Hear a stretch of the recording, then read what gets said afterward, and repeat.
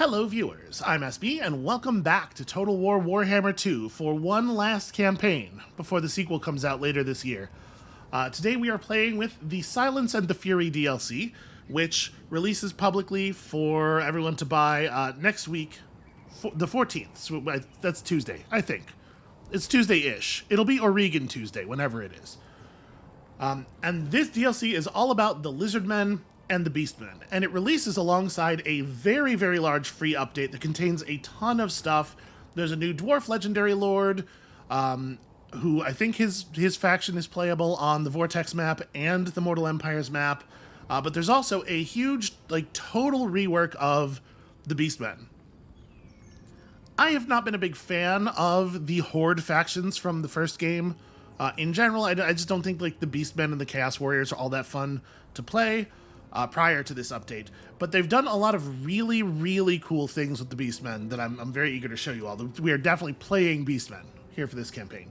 They've brought in a lot of the lore concepts that were kind of left out. They brought in a lot of the cooler monsters that got left out. It's basically just I feel like in the first game, they were really self-constraining. They were trying to design a thing where the factions were more different than in any previous project they'd done, because of course, all the historical titles, you try to give the factions some flavor and some mechanical differences, but in the end, they're all humans, they're all using approximately similar weapons, and so Warhammer 1 had bigger differences than that, but it feels like they were still being pretty conservative with it.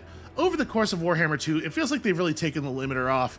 Let's just do all of the really wild stuff. Let's get all of the silly monsters, all the crazy spells. Let's just everything. Let's just go big on everything. And this feels like a very big on everything expansion to me. So we're gonna play Beastmen, obviously.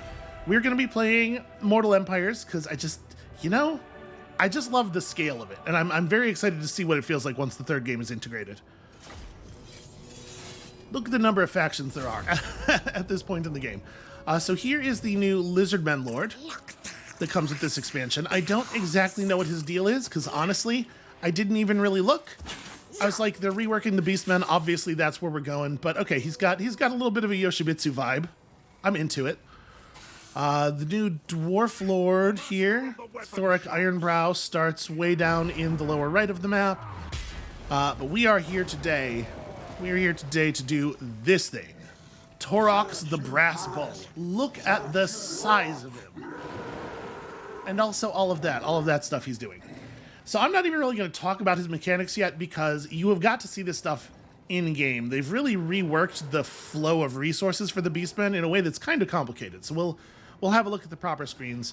We're starting with, of course, a standard Beastmen army plus a Gorgon. Now, this is where my lack of knowledge about Warhammer Fantasy starts to come in. I don't really know that much about the Beastmen in that setting. Basically, the only thing I knew about them was that they had herdstones, and they like to walk in circles around the herdstones.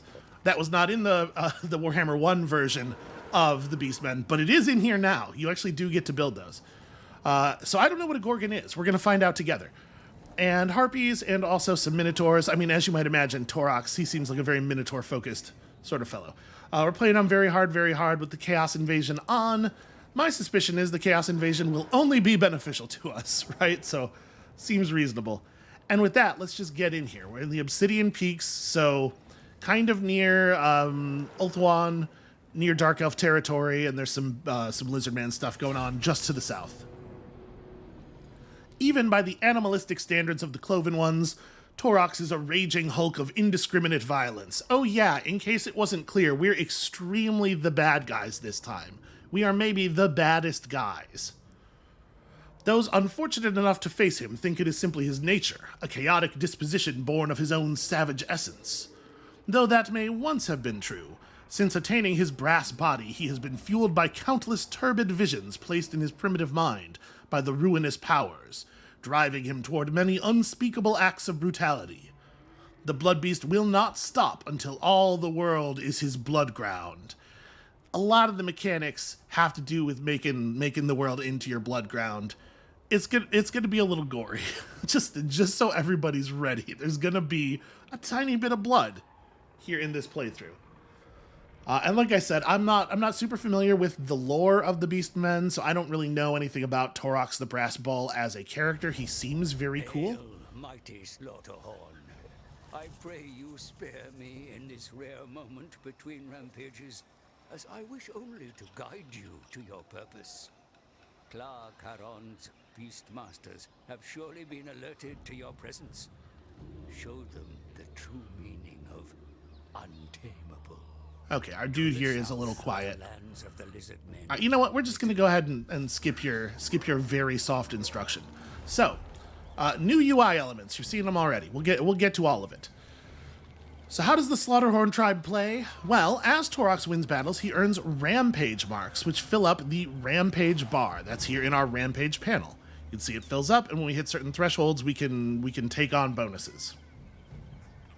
Fighting more battles per turn keeps momentum up and fills the Rampage bar more quickly, passing through thresholds offering choices of rewards from which one can be chosen. So you can see when we hit like the harsh Rampage streak threshold, we have an Eldritch Onslaught, or an Unyielding Onslaught, or a Bloodthirsty Onslaught that we can fire off. Rampage marks continually accumulate until the Rampage bar is filled and the final gifts are claimed, upon which a new Rampage begins. But if momentum ever reaches 0, the bar empties. Momentum is lost naturally every turn from defeats and also from retreating. Yeah, run forward and do violence all of the time is the ideal way to do this thing. Taurox also leaves stackable River of Blood regional effects wherever he wins battles, which increase leadership for Chaos races and decrease it for all others, while also spreading Chaos corruption. So we get along really well, obviously, with other Beastmen, or at least we get along with them better than anybody else does. But we're also very friendly with the Norskins and the Chaos Warriors. Probably not super relevant in our current starting position, but you know, our Rampage is going to take us all over the place. It'll matter later. Beastmen can only form limited settlements, instead roaming the map as hordes. So basically we have our city on our back, we just walk around with it. If we ever lose this army, that's everything. That's our whole civilization in this army, so we have to be a little bit cautious about that, obviously.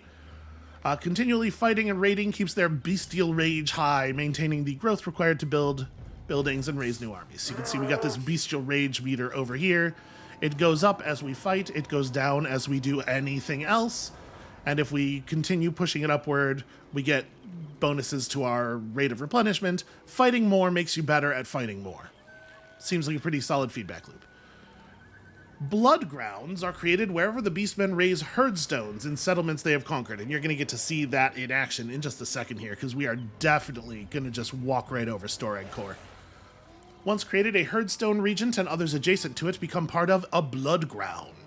Settlements raised within blood grounds provide devastation, which is then converted to marks of ruination. There are like 6 different currencies that we're managing. You can see them all in the bar up here. We got favor and herdstone shards and dread and momentum and rampage points. And then there are these other panels where we have to worry about our marks of ruination and this whole bar, and it's a lot. Don't worry, we're all coming to grips with it together. I only kind of understand it all. And then, what else? What else do we got here? Yeah, Marks of Ruination by performing... Right, we get the Devastation, which we use to create Marks of Ruination by performing a Ritual of Ruin, which allows us to progress through our Ruination levels, which we do have to do in order to win. One of our objectives is max out your Ruination level. Selecting any settlement will display the extent of the potential blood grounds if a herdstone is built there. The number displayed above each settlement represents the potential marks of ruination earned after raising them. So okay. So Storag Core, raising a herdstone here will create a blood ground and grant the indicated devastation, and all marked regions will also be added to its blood ground. So all of these, if I zoom out, is that, okay. Yes, it makes it quite clear exactly where the borders of the thing are. That's nice. They're doing a really good job here, I will say, of conveying a huge amount of information in a way that is very readable. So the number displayed above each settlement represents the potential marks of ruination earned after raising them. So we put up one herdstone, then we run around the blood ground that's created by that herdstone and burn down everything in the blood ground. And the more of that we do, the more powerful the Ritual of Ruination at the Herdstone becomes, and then when we perform it, we get all these marks of devastation, which we can use to buy stuff and increase our ruination level and whatnot. Can you believe it? There's a couple more things we got to talk about here. Dread. Using Dread, Beastmen can invoke the Dark Gods to grant them upgrades to improve their faction. Dread can be acquired from raising settlements, completing missions, and of course, just murdering. Just all of the murders. Higher numbers of enemy casualties earn more Dread. Access the Rewards of Dread panel to purchase improvements such as improvements. We'll look at them. We also have a stance that lets us cheat terrain. Let's worry about that later. So, this stuff right here, Rampages and Momentums, this is Taurox specific mechanics. But all the rest of this, the Dread and the Herdstones and the Marks of Ruination, this is how all of the Beastmen armies work now. So, let's talk about the Rewards of Dread real quick here. The Beastmen now have a unit cap mechanic, sort of like the Khemri, where they can only hire a certain number of each type of advanced unit, and you can spend a Dread to upgrade the recruitment capacity limit for your upgraded units. You have to have some Marks of Ruination in order to do so for the cooler, larger units. And you can see here, there's some big stuff that they've added. I'm real curious about a Jabberslythe. I don't know what a Jabberslythe does. We can also spend Dread to gain access to other legendary lords of our faction, who of course have all of their normal traits, to increase our hero caps, because right now we can only have one of each hero, to buy sort of like overall permanent upgrades like more army capacity or higher recruit rank for new lords and heroes. And then on top of that, here we can cash in some of our gold, some of our favor of the dark ones rather, to purchase equipment for our various characters. And I'm not even going to worry about this stuff yet, because I know we have other things we need our money for. You know what we should probably do at this point is some of that murdering. Some of that murdering that our whole deal is about. So we've got a hero. Let's just go ahead and fold our initial spellcasting hero into this army. And in joining up with the army, he got a follower that gives the army plus 5% movement range. It's pretty good luck. All right, let's go do this. So who's Story Core? Story Core is some orcs, right? The Broken Chains. Well, let's just go stomp on it so that we get how our mechanics work. Look at the size of him. Here's another part of the free upgrade. I am overwhelmed by how great this is. It gives you a little read here of what the auto-resolve outcome is going to be, and if you hover over the auto-resolve button, it's not happening here because we're not going to lose any units, but if you mouse over this, it puts a little marker over any of your units that will die in the auto-resolve, so that you know ahead of time if you need to try to manually resolve to hold on to injured units, and I think that's just wonderful. This is a very easy victory. We should absolutely auto-resolve stuff like this most of the time. We're definitely going to manually fight this battle just so that we can kind of get a feel for our units, see them in action, see what they look like. Because again, I don't actually even know what a Gorgon is. This does not look anything like the thing that I think of when I hear the word Gorgon. And also, if you've never seen a Total War Warhammer game before, first of all, this may not be the best campaign for you to start learning how the game works from, because this faction functions very, very differently from sort of the base game experience. If you would like to, there are many, many other series of Total War Warhammer on this channel, and I almost always start from a position of assuming that the viewer might need everything explained to them so you can catch up easily. We'll be doing a little bit less of that here, because this is just sort of an advanced level thing. But there's a lot of complexity in the combat system. Let's go ahead and gamble for some wins. Did we get lucky? We did not get lucky. Okay, we got bad wins. We have only 8 wins. Let's have a quick look at our fellows here. So we've got Minotaurs. Standard Minotaurs with shields. They have the silver shields, the good ones. 55% of all small arms fire gets blocked. They have some armor. Mostly, they're about charge bonus, right? They have kind of okay melee attack, very good weapon strength, and then you charge bonus to buff up the melee attack. You just run through enemy archers and stuff. Also, lots of noise, and you can kind of smell them, right? You can kind of look at these guys and know how they must smell. The whole army's like that. You're my Gorgon, huh? That's a hell of a thing. Okay, so this is Blades. This is like, what if Goro plus Baraka?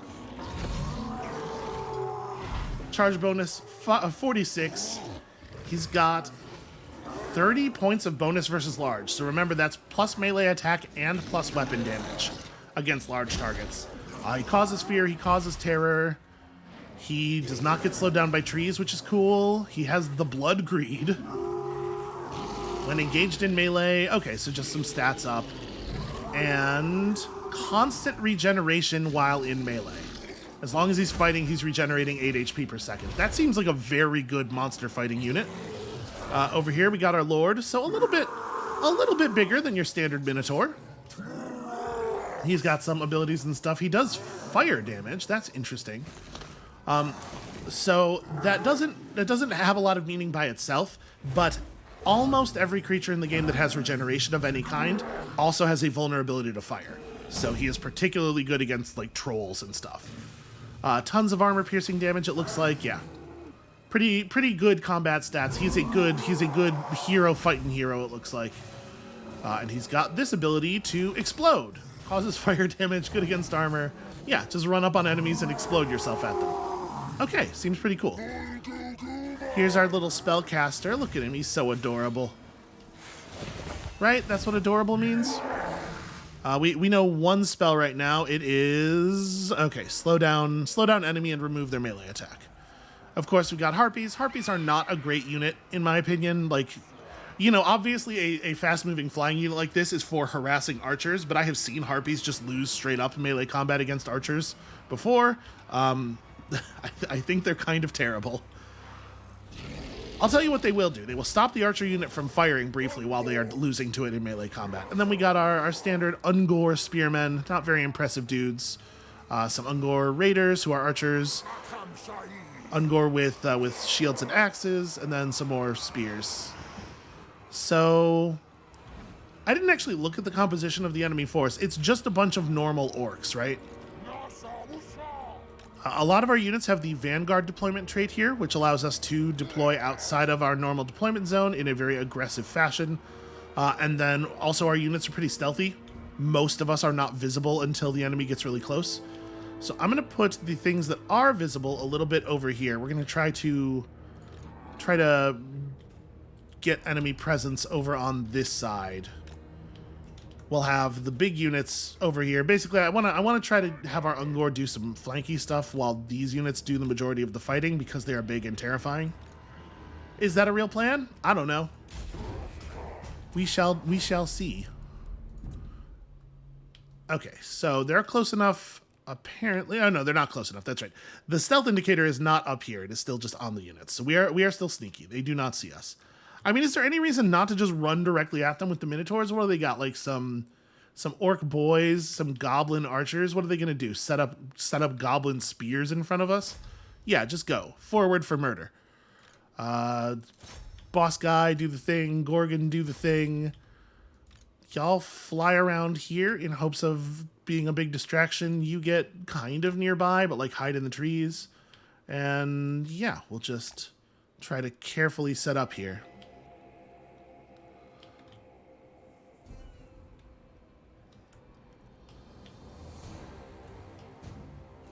I like that we're going downhill toward them. It gives us a good opportunity to really build up some speed. Look at him go. They think they're just gonna like shoot arrows at me and that's gonna work for them. Alright, gonna move on. We're gonna surprise their archers here. So, Ungor are bad units. Let me make sure that that's clear. There are no two ways about this. Ungor are not good at fighting. However, a lot of the enemy melee units we're up against here are goblins, and they are worse.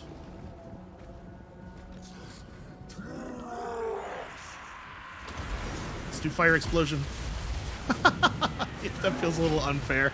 Okay, so he's doing that thing. The Gorgon is making its presence known. There go all of the orcs. Those are their good fighters, by the way. Where's my Harpies? Harpies, I don't even know. I don't know what benefit you could possibly provide to us at this point, but I guess get over here and do something. So you can see the top bar, red for enemies, green for us, indicates health, of course. The white bar below that is leadership. This is morale. If the leadership bar empties, the unit will panic and run away. These goblins are just about to panic and run away at the might of our leader here, the might of our lord. Let's have the Gorgon make sure he's fighting the orc leader, because it seems like the orcs maybe just are not equipped to deal with this kind of situation. And I guess we should, yeah, let's go ahead and lower the melee attack of these orc units. Jesus. He seems to have it under control. He's doing some fine work. All right, goblins are breaking and running. Let's stay focused on the ones that are not yet retreating. So here's the thing Harpies actually are good for. Harpies are really good at picking off fleeing units. They can stay on a fleeing unit and just harass it. You win if you, in theory, kill all of the enemy units, of course, but it is far more common for battles to end in Total War Warhammer because an army is in retreat. If all of the units in an army are simultaneously retreating, then the battle is over. And I do believe that is how we're going to see things end here. Yep, the Harpies can pick at you. Minotaurs. That unit's not in full retreat. Fix that. How dare they? You shoot at those guys. So yeah, from people like orcs, factions like orcs with weird leadership, like bad leadership, you're going to see a lot of this like run away early and then kind of regain their composure and decide to turn around, and then you threaten them a little bit and they break again. If a unit has a little skull next to its retreat flag, that means it will not regain its footing. It will not come back. They are done. They are out of here. So yeah, we knew that was going to go down real smooth. I did not need to be present for that, but it was, I think, a good, it's good to get an apprehension of what our units are really capable of. Obviously, they won't all go that smoothly. So, now that we have defeated the settlement garrison, with most factions, we would have the option of taking the settlement over and building it up for ourselves. That's not really how Beastmen get down. So we are just going to burn this whole thing to the ground, but we're going to put up a herd stone in the middle of it. And this is where we start to get into the parts of the mechanics that I'm not 100% clear on. So we're all gonna learn some things here. As soon as we actually load out of this battle. Listen, I'm running this on a pretty fast computer with an SSD and everything, but it's just a lot of video game. It's really, the map is quite large.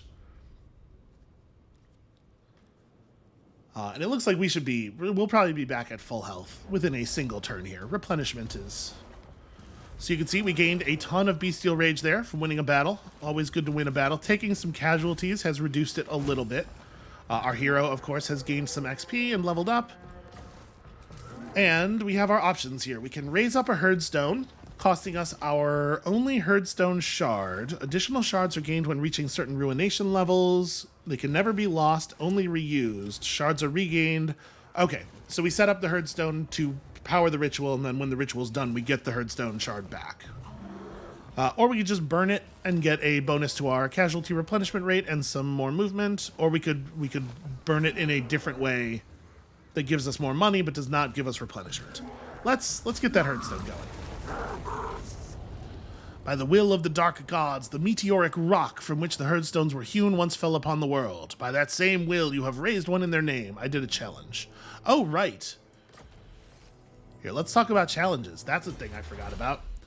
They've completely redone the technology panel for this faction, and now you have to complete certain actions in the game to unlock quote-unquote technological upgrades. So this one was just put up a herdstone, I think. If we win 5 ambush battles, we'll unlock this set of technologies, which have things like bonuses to our sneaky units and ambush success chance. Win 5 siege battles to get better at sieging. Perform 2 rituals of ruin to... I assume this just makes your big, scary units better. Yep, Minotaurs, Cygors, Giants, Gorgons. And then down here, win battles against enemies of 4 different cultures to get magic boost. Create herdstones in 3 different climates to get a different kind of magic boost. Are these all magic related? They're not all magic related. So summon 10 units, win 4 battles in a single turn. That's a very good technology. We want that as soon as possible. Obviously, that's going to be tricky to do while we only have one army. Over the course of the campaign, we will earn the ability to run more armies. Kill or wound 5 faction leaders. I mean, that's just going to happen over time. We don't have to think about that too hard. Perform hostile agent actions. Plus 15% campaign line of sight is definitely a thing we would like to get early. Have 3 characters reach rank 15 and win a battle with at least 4 heroes in your army to get, okay, pretty significant physical resistance bonus to character types. Okay, cool. So we've got our Herdstone here. The Ritual of Ruin is unavailable because we have to earn 10 Devastation. We got 6 from doing this one. And now are the regions, is that what this is? Okay, yes, the regions that are inside of the Bloodground have a little marker on them. So we just go burn that stuff down. Seems pretty straightforward. What can we do at our Herdstone? Okay, we have to buy rewards of dread upgrades. Yes, I see. So Herdstones come up at higher levels. And when the Herdstone is higher level, what does that actually do? It lets us recruit better stuff from it. And it increases the movement range and ambush success chance of nearby armies. It provides a better garrison at the Herdstone itself. Okay. Pretty significant stuff. We want those upgrades. And it'll give us access to better versions of these. So the lesser buildings in a settlement are limited in level and effectiveness by the level of the primary building. So right now we can only do the weak versions of everything. So casualty replenishment rate and recruitment capacity up. Winds of magic reserve and lots of line of sight. A ton of line of sight everywhere seems actually pretty good. Siege towers and ammunition. This is interesting. So a reload time penalty and a missile damage penalty for enemy towers within the Bloodground. So if you're going up against a place that's heavily fortified, that definitely seems useful. Okay, and then smaller movement for enemies, a small chance for a plague to break out each turn, and the plague, of course, does not harm any of our friendly unit types. And all enemies start battle winded already. Oh, that is pretty cool. I think I want either the bonus replenishment rate just to keep us running, or a ton of line of sight might be nice to just know exactly where the orcs are building up. Let's take the replenishment rate. I want momentum. Right, that seems very in keeping with our mechanics. All right, let's talk about Taurox. Taurox has leveled up.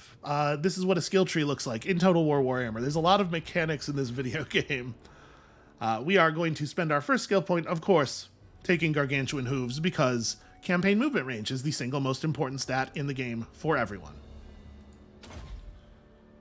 Raiding stance is upgraded to Juggernaut raiding stance, which increases campaign movement range but reduces raiding income. Okay, so he's better at moving around while raiding. We didn't actually look at his traits because, like I said, we had a lot of mechanics to get through first. We know how the River of Blood works now, which is cool. He has his Blood Beast ability. He also gives plus 10% strength to Minotaur units within his army. I'm going to leave that Huskarl exactly where it is. We didn't pick up any loot or anything yet, so we'll equip stuff on him later when we find some stuff. We also can level up our wizard. So what kind of spells do you learn eventually? Bestial Surge, every time you cast for 9 seconds, all allies get a charge bonus increase and some of their vigor back. The game does not make the vigor level of units very easy to see, but basically, you know, everything you do in combat makes you more tired, and units that are more tired suffer significant stat penalties. And you can have units break off of combat and rest, and they'll recover some vigor. So, like, additional vigor management is really valuable. You have a Brace Scream, which is a breath attack. The Vile Tide, which is an explosion, a large explosion area weak against armor. And Traitorkin, a red-hot spear of wrath, is driven into enemy mounts' wild hearts, causing them to turn upon their riders. Huh. Okay.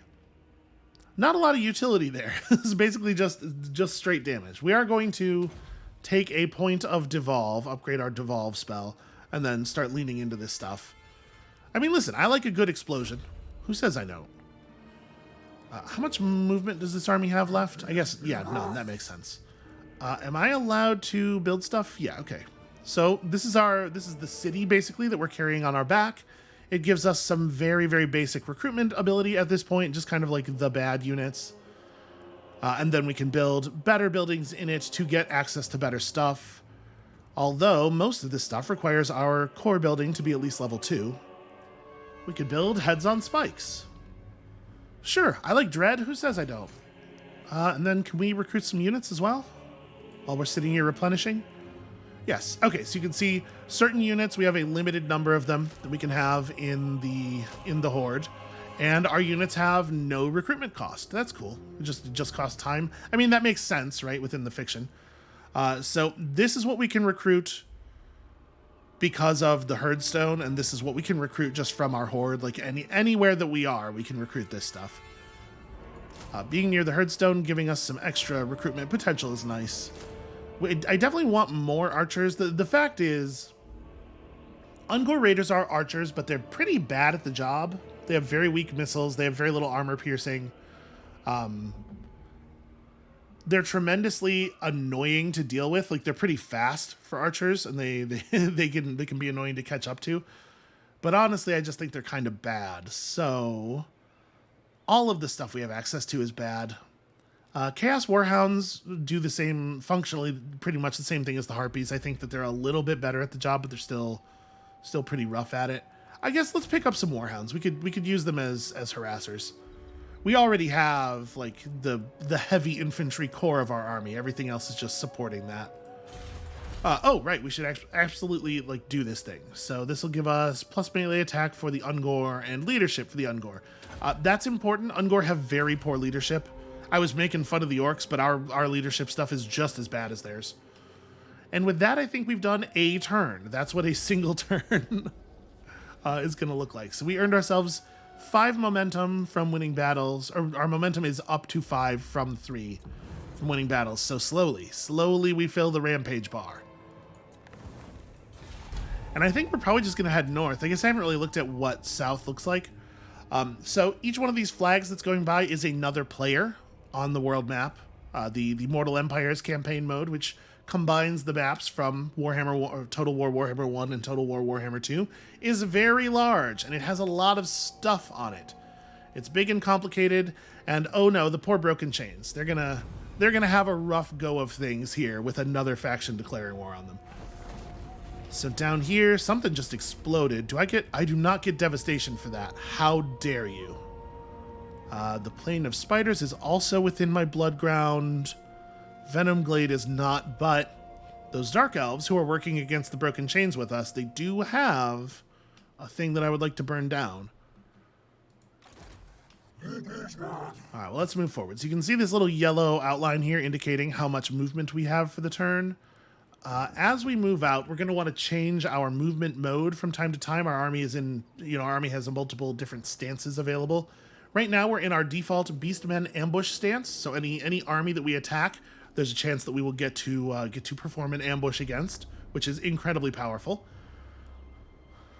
We can use the beast paths to cross terrain that is normally uncrossable. Like, for example, if we did a beast path move from here, we might be able to just pass underneath the mountains and come out over there, which might actually be a good way to approach. And then, of course, we have a raiding stance for running around and stealing money from, generating dark favor while destroying other people's stuff. And we have this hidden encampment stance. So while we're in this, we are invisible unless people move a unit close to us and it passes a stealth check, basically.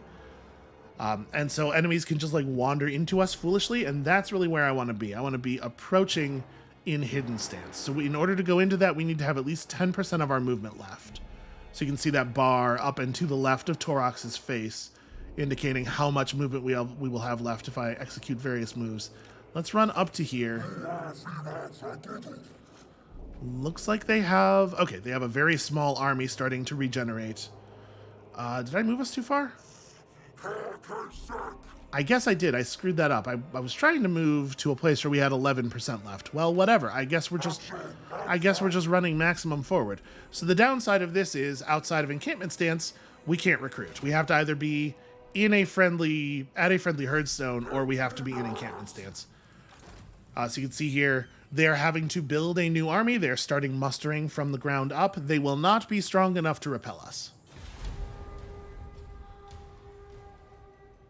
Then we'll burn that down, and we'll do some recruiting over here as we move to one of these other settlements. We've encountered the Heralds of Ariel. So this is a high elf faction. They've declared war on the Dark Elves over here, which is where did I encounter them? Oh, I see. They took over the Temple of Adaoth. Well, now we can earn some devastation by burning it down again, so that's like all benefit for us. What did they manage to recruit? We can't even see. I have no scouting over here. Well, I'll tell you what, I'm not afraid of whatever it is. It's probably just goblins. Let us go and feast. It was a lot of orcs. Okay, so they got their sort of their basic orc boys. Casualties expected are low. Ah, there, you can see. That unit of Ungor spearmen will die in the auto-resolve. I'm fine with that. Like I said, we don't need to manually run a lot of these early boring battles. That's a lot of damage. So it is worth noting that the auto-resolver, it's doing some pretty loose math on what it thinks will happen in a fight. Had we run this battle manually, there's a pretty good chance we could have ended up with an outcome in which we take less damage. But, you know, our actual real-world human minutes do matter. So if we raise and advance, we get a replenishment rate boost, and then we get some movement back. For most factions, doing a raise ends your army's turn. It takes all of your movement. The fact that it gives us some movement back means that we would be able to move somewhere a little bit and then go into encampment mode. If we do this, we get a small amount of additional movement. We get some bestial rage. Can I see my army's rage right now? I cannot. That seems like an oversight. How do I know if plus 10 would be important? I think we're going to take this because we did take a little bit of a beating here. All right, you've caused enough devastation now to perform a ritual of ruin at your herdstone, right? We passed the 10-point threshold, right? Performing the ritual will prevent others from colonizing ruins within the surrounding blood grounds. That's a big deal, actually. And will grant you marks of ruination, which will elevate your warherd's status. Alternatively, you may continue devastating the blood ground as much as possible and perform the ritual later for more marks of ruination.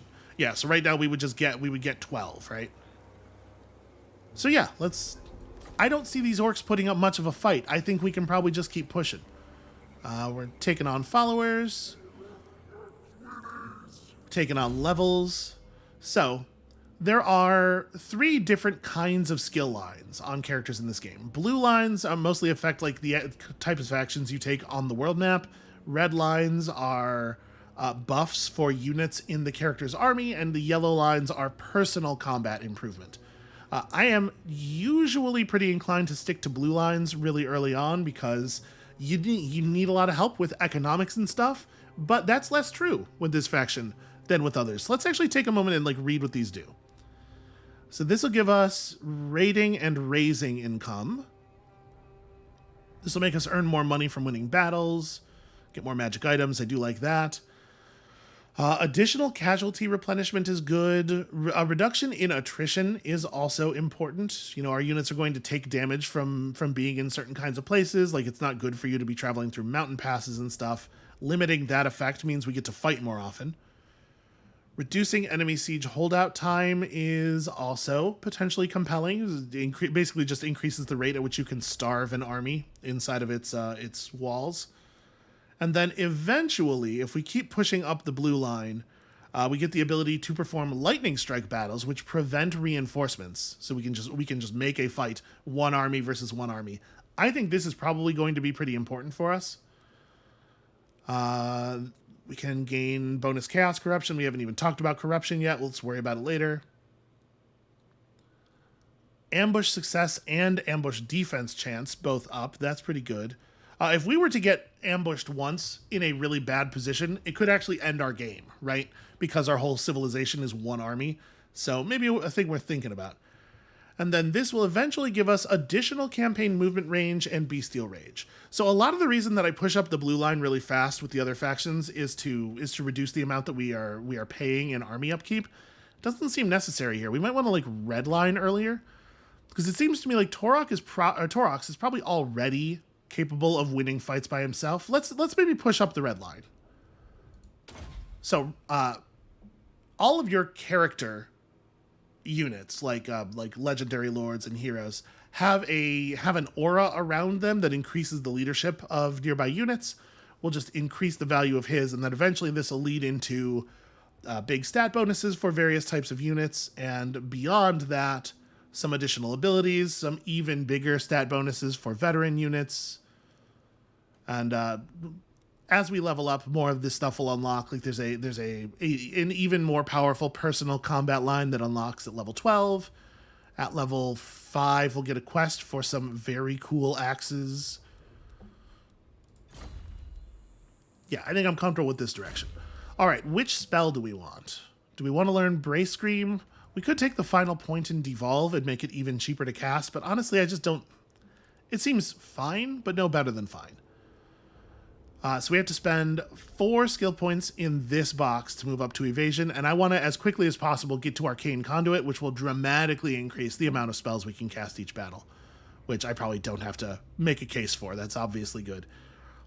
This one's a big explosion, right? It's bad against armor, but we're facing a lot of unarmored enemies here in the early going. Yeah, let's take the one that's a big explosion.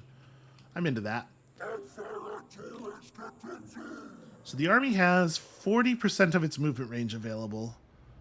I mean, it looks like the Red Desert is undefended. Do we want to just boogie on down to the Red Desert? I'm going to leave us with even more movement left than I think we need, just to avoid having that same problem again. We're going to go into hidden encampment mode, so you might have noticed the amount of replenishment each unit is getting increased pretty significantly from that change.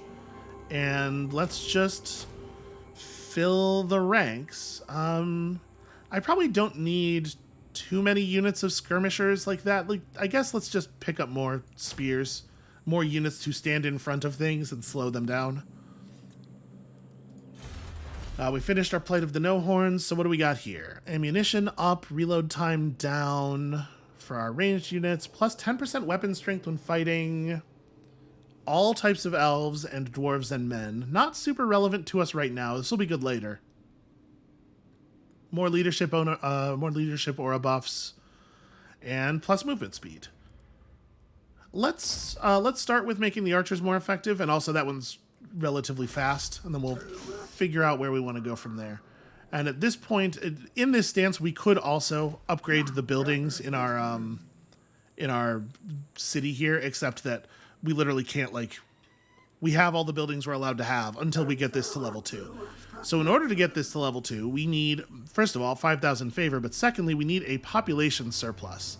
So you can see here, once our growth reaches this threshold, it'll take 3 turns, and then we'll be able to do that, provided we have the favor assembled. And we will get the favor from killing all these orcs.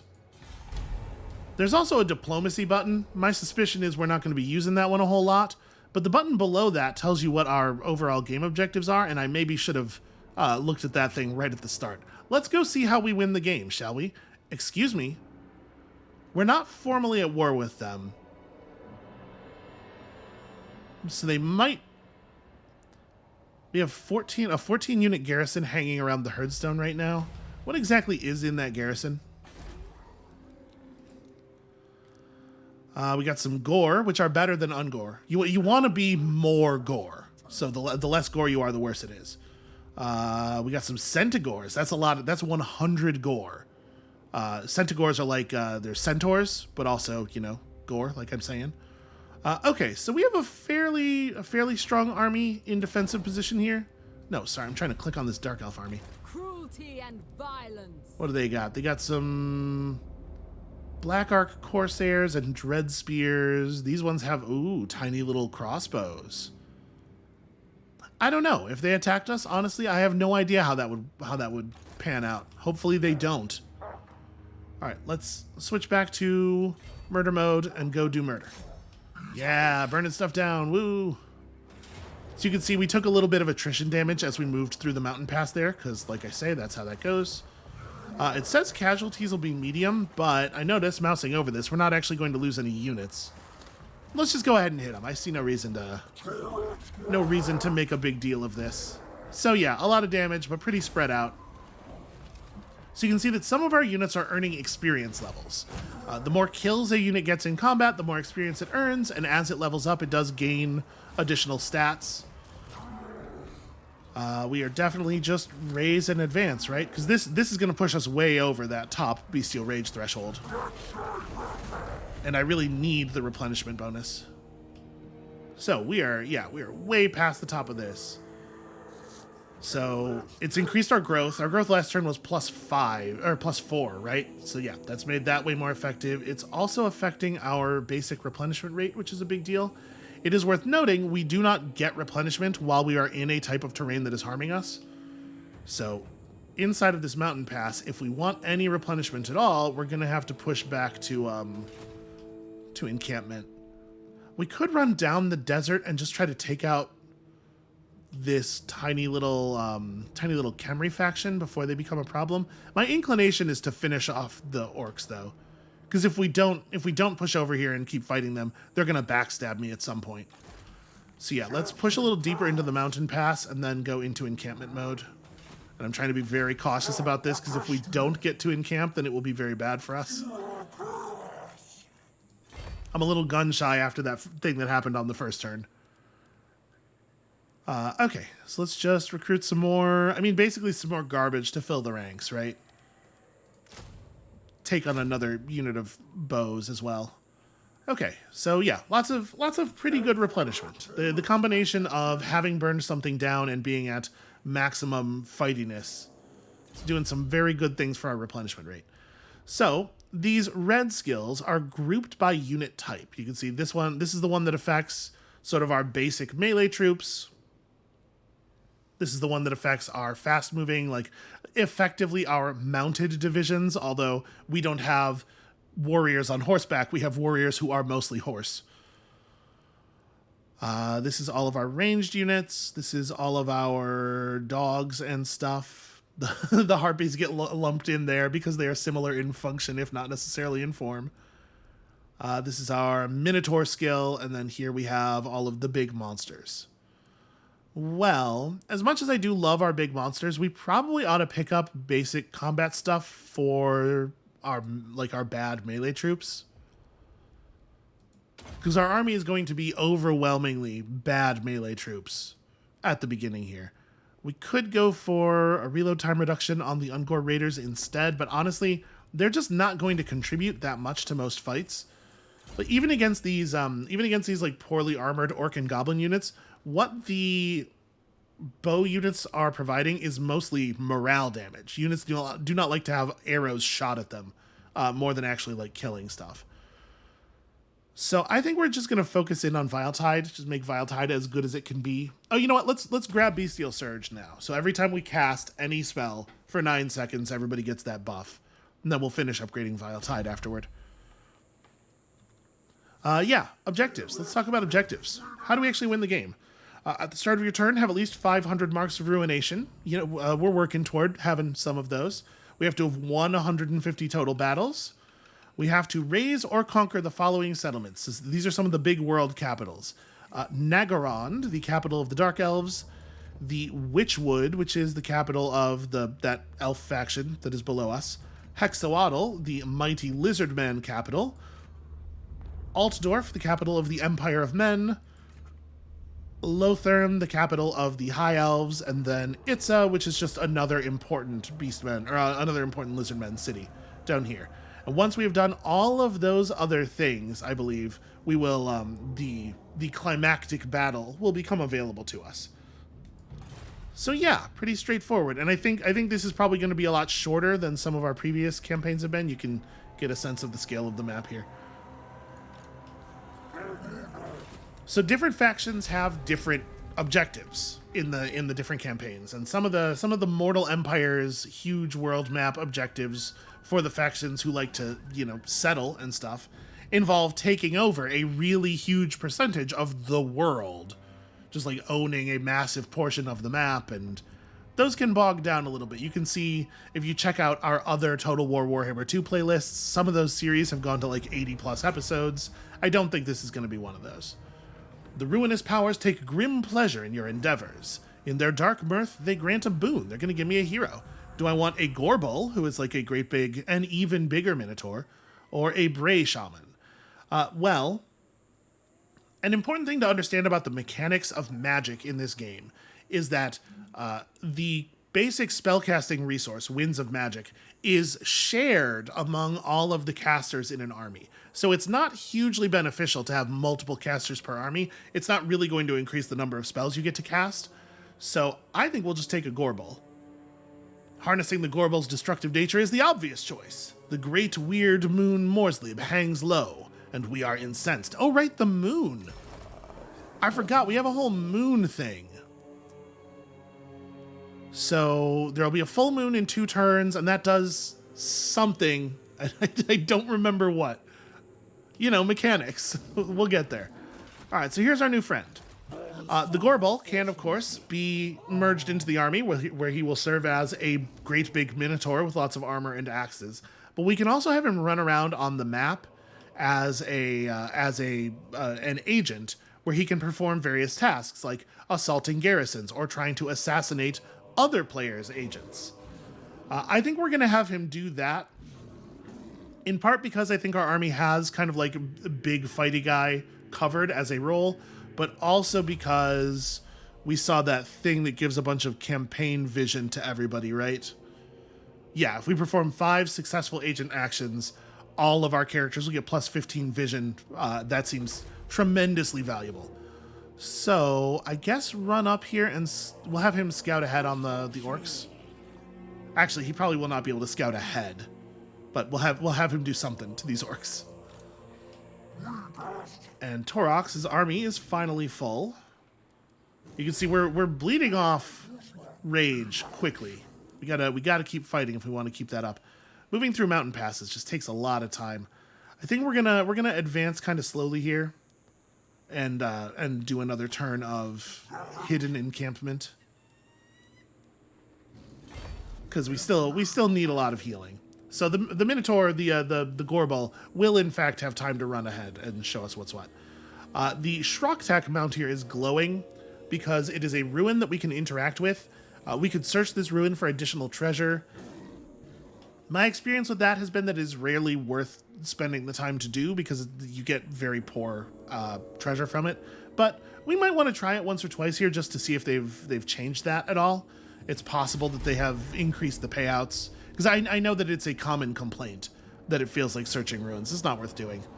I did not look at the entirety of the list of changes in the update because it really is truly massive. It's the free update coming alongside the DLC is bananas. Okay, so the orcs have a little agent out here. Is that a goblin big boss? Do we want to just try to kill it? Assassinating another agent is a thing that's tricky to do in the early game. It's usually pretty poor odds. Yeah, I think I would rather just run past him and see what's going on over here. Let's do a little bit of scouting. Ah, they are recruiting at Cragroth Deep, and they've got a little bit of a head start on us. Although that said, this is an army led by a goblin made mostly of goblins, so I would not necessarily expect them to be a huge threat. All right, let's continue forward. We'll do the encampment creep one more time for healing purposes, and then we'll do some kind of horrible hero action to this army and then jump them. So they have a 6-unit garrison in Cragroth Deep, plus this army. Yeah, I don't think it's going to be a problem.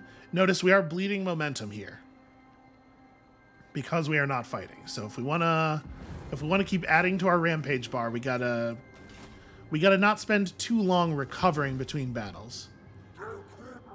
And our ritual's starting to get pretty good. It is a little bit of a bummer that they have so much territory outside of the Blood Ground, because I don't really want to head north. I want to come back down here and complete my Blood Ground, right? I want as much devastation as possible.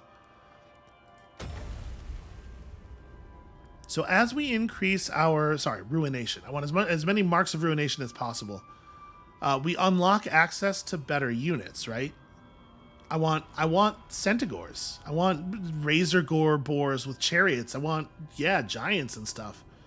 So yeah, let's do our best to maximize the marks of ruination that come out of this. I don't know exactly what that's going to mean for our war with the orcs. Maybe we do just fight them a bunch and then back off. Now keep in mind, in theory, they cannot see my army. We are approaching in this hidden encampment mode. They do not know we are here. There's a small chance that they might just like move out and wander into us. They can see the agent though. So they might have a sense. They might have a sense that we are coming. Oh, the dark moon. Morslib is ascendant, usurping the sun's revered place in the firmament. The world is awash with its sick and terrible hue. Such an event is almost unheard of.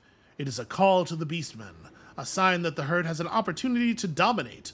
Lead them, Beast Lord, and seize glory. So we can get full healing on all of our units. Dread cost down for increasing capacity of certain...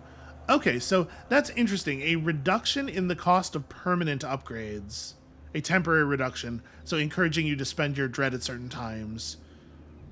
Massive increase in raiding income, or wow, 15 melee attack for all units in all armies, huh? For 3 turns? I do feel like we currently have a beastly inclination. So we can see some of what is in this army because we do have a unit close to it. Let's just have him run right up and have at them, I think. Yeah, there we go. And we have a better chance of succeeding at that.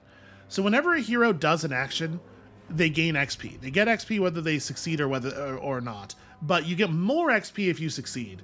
So if you want to level a hero up quickly in the early game, it is important to find things they're actually like good at. So run up here and do some damage. Hooray, we assaulted some units. So we got a level and a half off of that. And I think I'm going to start by making you a better assassin. I think assassinate is one of the most valuable action types. It takes a little while to get it off the ground. Your base chance of success is pretty poor. So you can see he did a significant amount of damage to a couple of the units in this army. We're pretty close to full health, and we also have this massive buff right now. So I feel like this is the time for crushing. We are being told we will have medium casualties. I mean, listen, we're going to lose units of Ungor spearmen all the time. It's going to happen. This army is entirely goblins. Yeah, they never stood a chance. Let's just go ahead and take our victory. Hooray, momentum! And yeah, definitely raise and advance. We got places to be.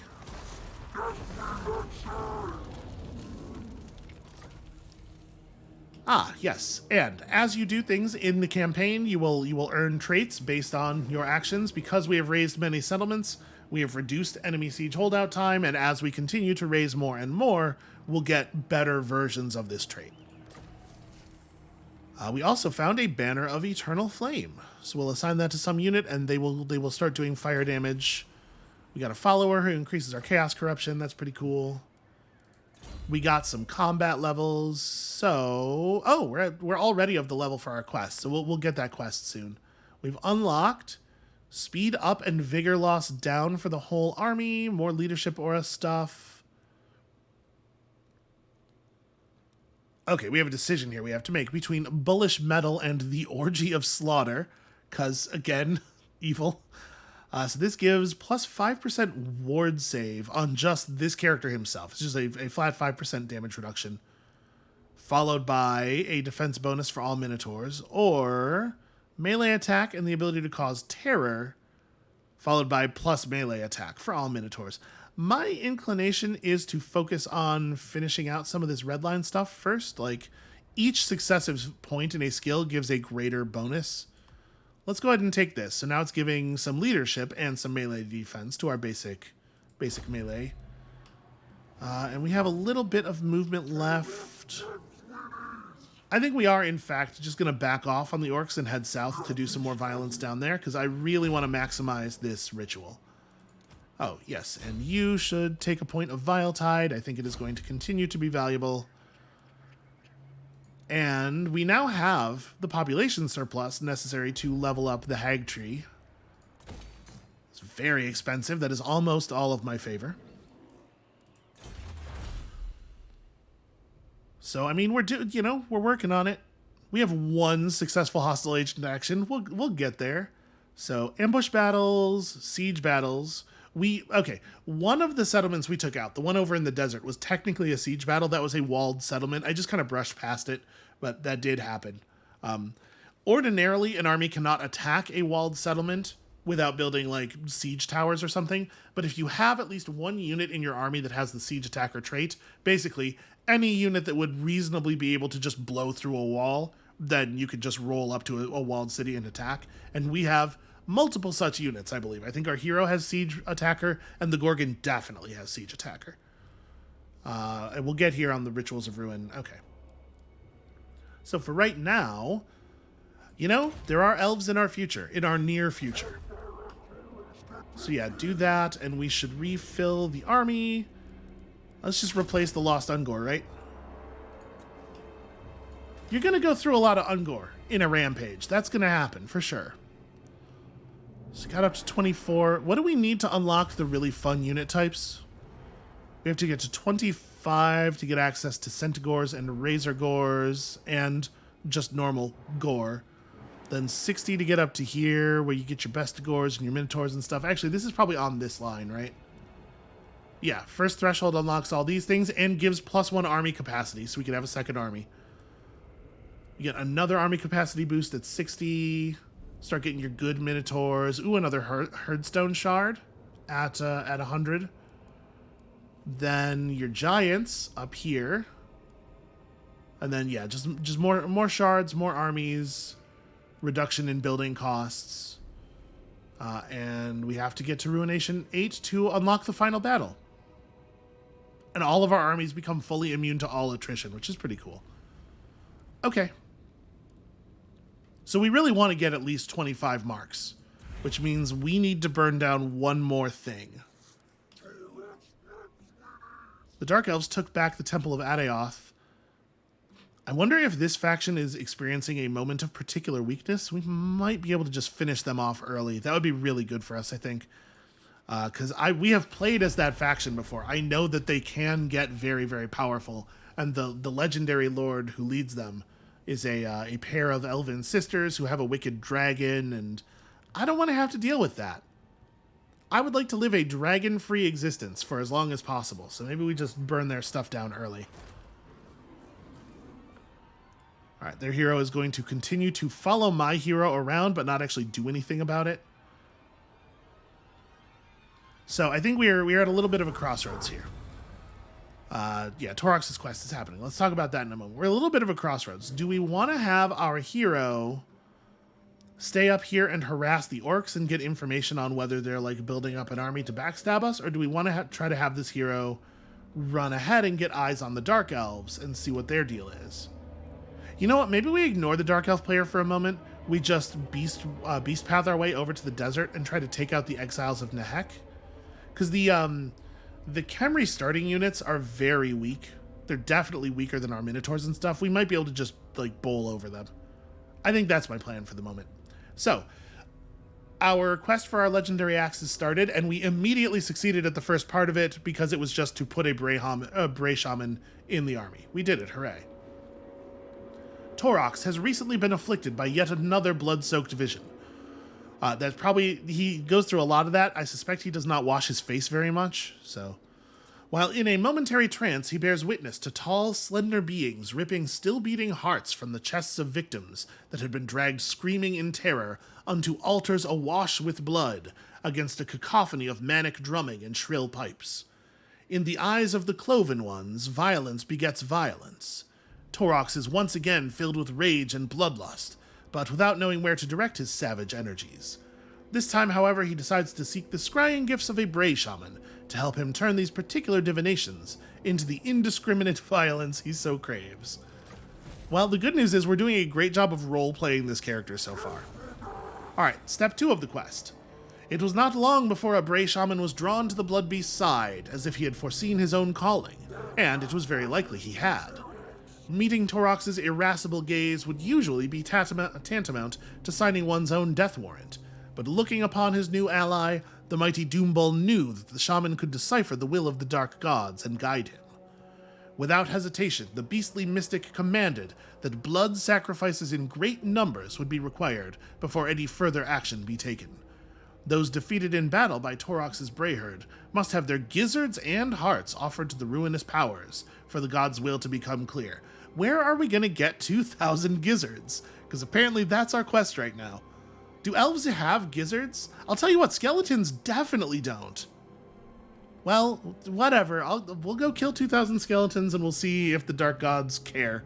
The gizzard stuff, it might be all, terms of art. So, now that our core building is level 2, we can upgrade some of this stuff if we have enough favor, which we do not. Or we could build a new level 2 building. What does this one do? Oh, it just lets me get more Bray Shamans. We do not really need more Bray Shamans. So you can see there are different schools of magic, different winds of magic to which they can be sensitive. So you get a Bray Shaman of the Shadows or a Bray Shaman of Death. Ours is, what is ours? Beasts, I think? Wild. He's a Bray Shaman of the Wild. Okay, I honestly can hardly even tell the difference.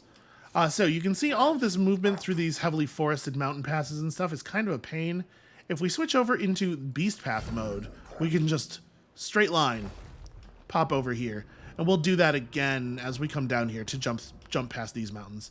But because we're in a nice friendly area here where we don't necessarily need to be recruiting, we don't need to be in encampment mode anymore. It is, though, worth noting that our army is visible in this stance. So do we want to go north and harass y'all? Can heroes search ruins? I think they can. But he can't quite make it over here. I was going to say, if we could reach Shroktak Mount, we could search the ruin at the end of the turn and then just head south. Because searching a ruin does consume all of your movement for the rest of the turn. How close are we to being able to kill this guy? Probably not very. I think I'm going to have the Bray Shaman. I'm very torn. I guess we need to know what's up with these dark elves, right? Yeah, I'm not so scared of the orcs. Let's bring the Bray Shaman back here with us. Trying to get him to move. There we go. Or the Gorbel, rather. We'll bring the Gorbel back with us, and we'll find something for him to do over here. So ordinarily, what I like to do is keep these episodes to about an hour in length. Sometimes more successfully than others, but I really want to get this first ritual done in this first episode. So let's push on just a little bit further here. I am hoping that we'll jump over to the Plain of Spiders and find it just completely conquerable. So let's talk about settlement walls for a second here. You can see that Clarkherand is a walled, defended settlement because its name tag has these little crenellations at the top. By the same token, we can see that the Plain of Spiders does not have walls or proper defenses because it does not have the crenellations. So I'm hoping it's going to be real easy to just jump over here and eat that. Clarkherand has 8 units in a garrison and proper walls and towers and stuff. That might be a little bit more annoying to get to. So the beast paths are useful for getting around obstacles, but usually you cannot run quite as far along them as you can in the normal ambush stance. So let's just execute a full normal move. It looked like the total travel distance was pretty similar between the two stances there. And then from here, we will jump over to the plain. And while we're doing that, our Gorbel will report on the Dark Elves for us.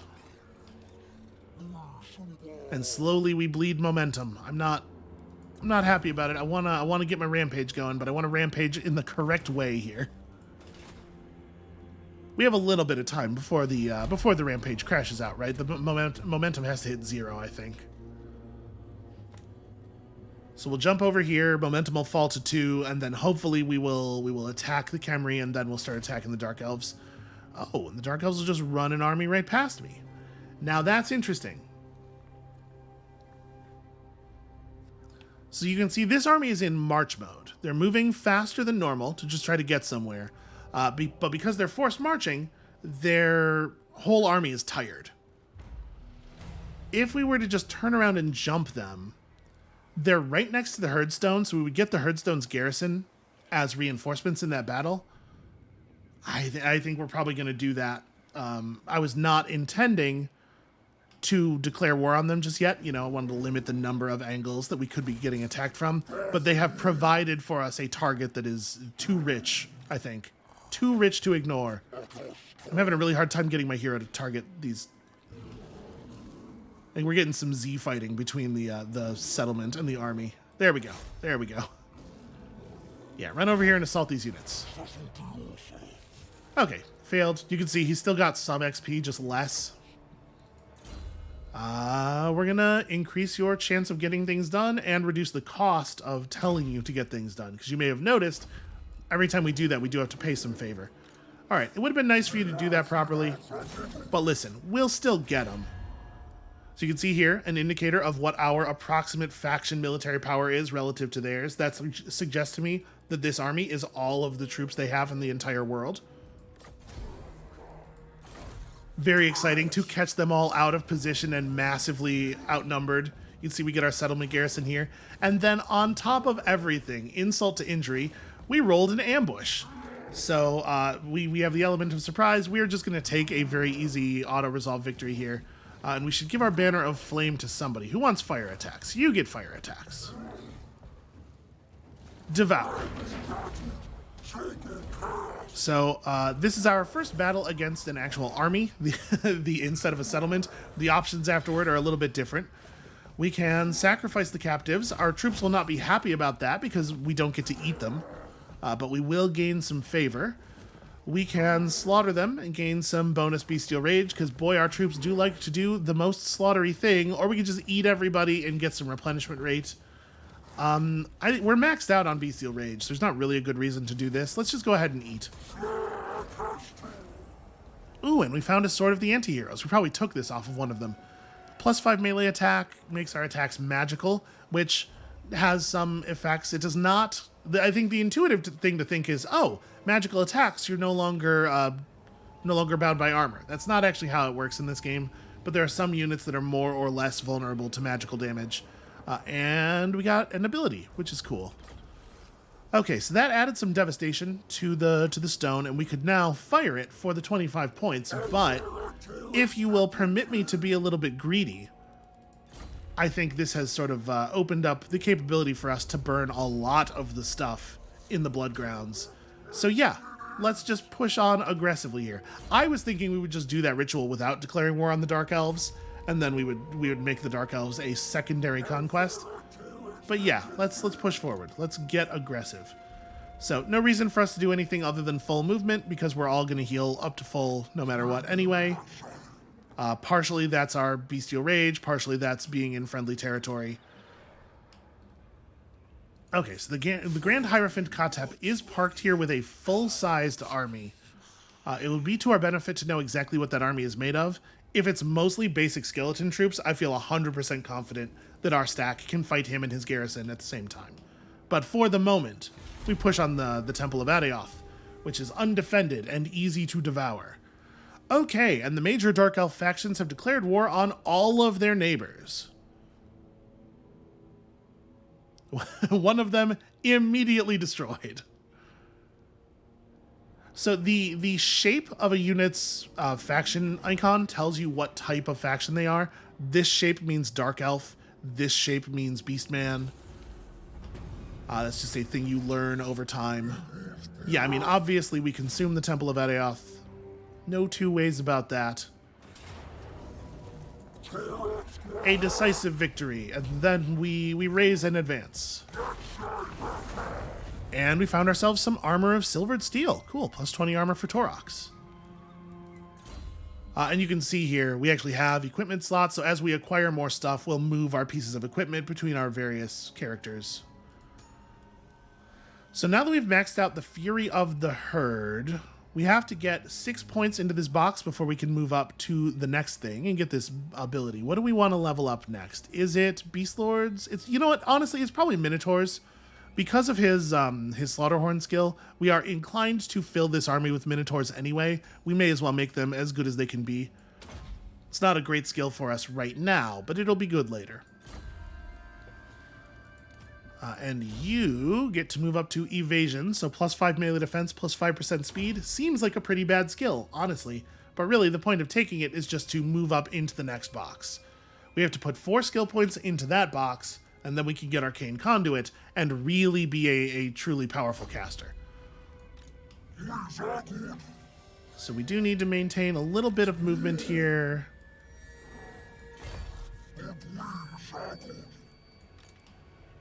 It's going to take our poor hero forever to catch up.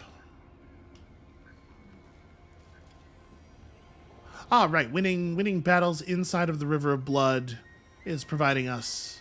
Or fighting inside of the River of Blood area is providing bonus benefits due to our momentum and whatnot. We are continuing to build. Are we actually at this first threshold?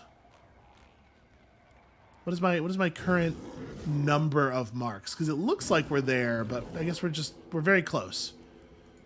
All right, we'll get it. We will get a Rampage.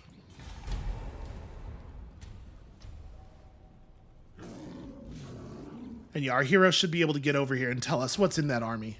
Oh, he moves because he doesn't see me. Oh, you fool. Oh, that's very bad news for Grand Hierophant Katep.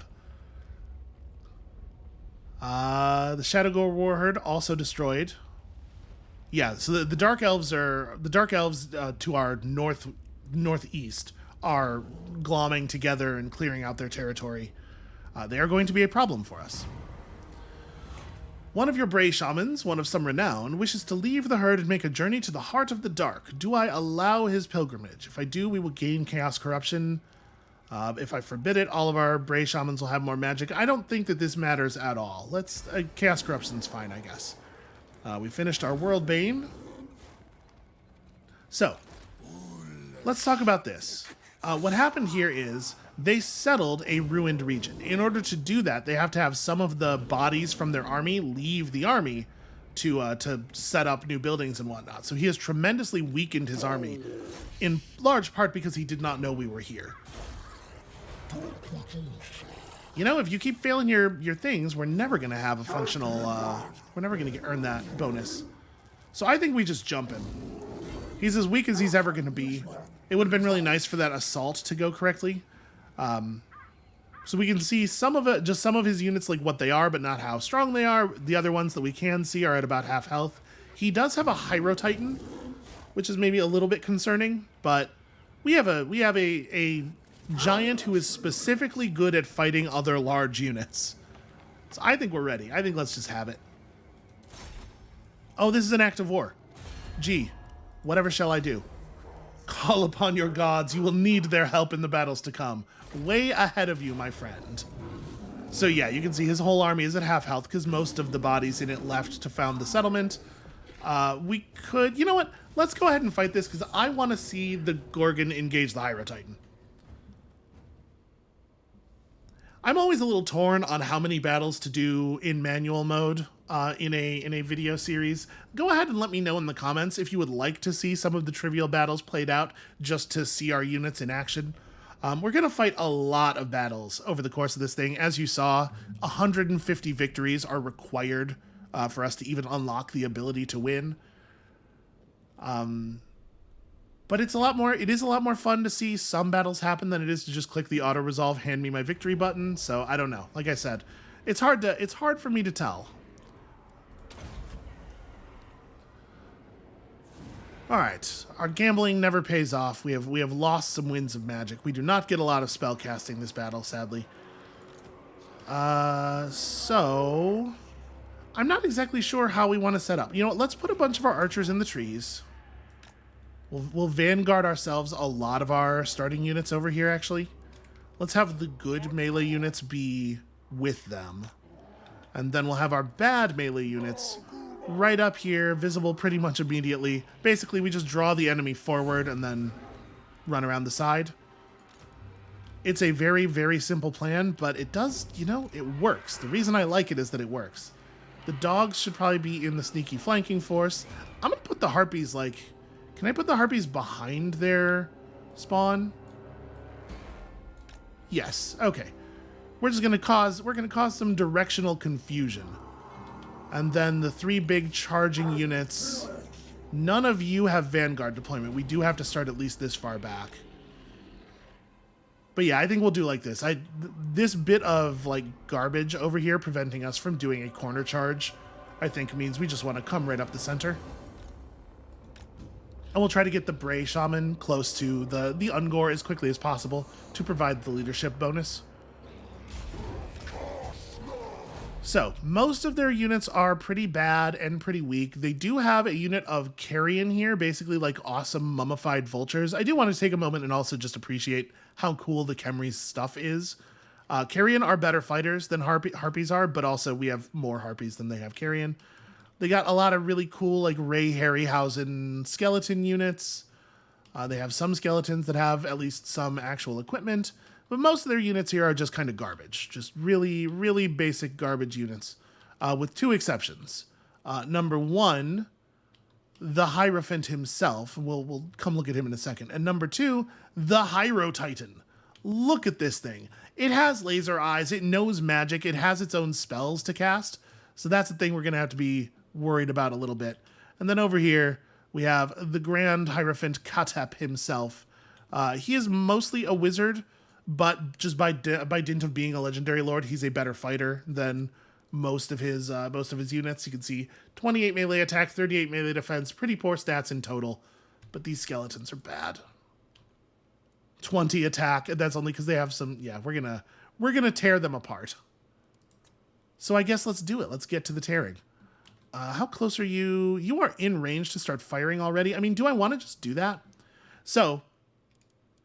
The trees here do actually block projectiles. Like when our ranged units fire projectiles, each one does actually exist in like the physics simulation of the world. The trees will give us a little bit of counter protection from their archers. I think I do just start shooting. I don't think we need to be too sneaky here. Just tear that unit of archers apart as fast as you can. You lot, try to prevent their spearmen from just run forward and engage whatever's kind of in front of you. All we really need from the Ungor here is to stop their units from marching directly into my wizard. I think that's the entirety of the plan. Y'all run forward. Let's have the dogs start flanking around, have the Harpies start running up behind. Now what we really want, obviously, is for the Gorgon to get engaged with that Hyro Titan as quickly as possible.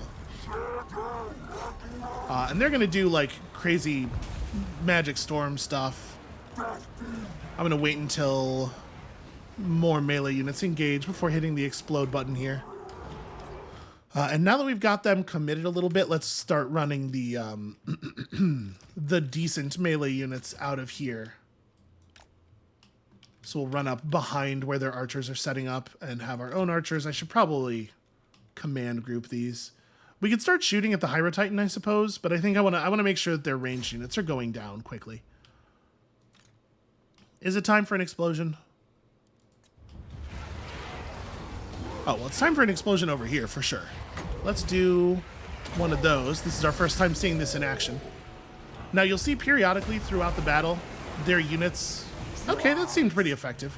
Their units will just get a big burst of healing. That's what that green effect on them is. There's nothing we can really do about that. It's just going to happen. We just have to fight through it.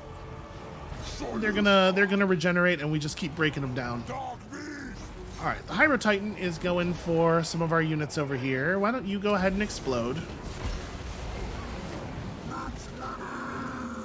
Well, let's pull the Gorgon out for this. So you can see some of our Ungor are breaking already, despite the fact that it's a very easy battle, because, like, for real, our units are huge cowards. Stay on those archers. Keep exploding stuff. The Harpies are supposed to be picking on their ranged units. They're not doing a very good job of it. Ah, yes. Also, this is going to happen. They're going to summon some Ushabti. I'm going to run this Spearman herd over to fight those Ushabti. We'll see if that's not going to do anything. So the Ushabti, they've summoned them on top of my wizard. They're basically like big statue dudes. They are bad news, and they are going to kill my wizard if we don't do something. So you need to just run away, my friend. And we probably have to break off. Just somebody has to come over here and die to these Ushabti. All right, so we're chopping up their melee units we're chopping up their good units pretty quickly here. They're ranged and stuff. It is worth noting that because these units are undead, their morale functions a little bit differently. They do not panic and run when their morale gets low. What happens instead is the magic that holds them together starts to weaken, and they will eventually just literally fall apart. Let's see if we can get our hero engaged with their hero here. We'll probably have to walk around their force a little bit. We can run up on that dude and then activate the Sword of Anti-Heroes and just really, really remove him from the battle. Y'all fighting? Are we actually doing combat? The Minotaurs accidentally removed him from melee combat, which I appreciate. Okay. We should win this fight very handily. Where you going, buddy? Where you going? He's got a little confused. He likes to charge people. He doesn't really have a good plan beyond that. Now, one thing that is good about the Ushabti is that they're going to, because they're a summoned unit, they're going to sort of fall apart over time, and it's actually pretty fast. They do not have much cohesion. Right, cast an explosion on those guys, and then yeah, get the hell out of there. All right, yeah, good. I think the Bray Shaman is safe. That said, a lot of our units over here are dying. They could use some help. We kind of put all of the bad units on one side of the battle. Oh, hey, wow. I was going to come over here and check on how the Gorgon was doing. It turns out he has done the thing. I underestimated his effectiveness a little bit. All right, let's get the ranged units headed this way. I mean, all of the good units now have swept up the bad stuff on this side of the battlefield, and we can just collapse on the rest of them.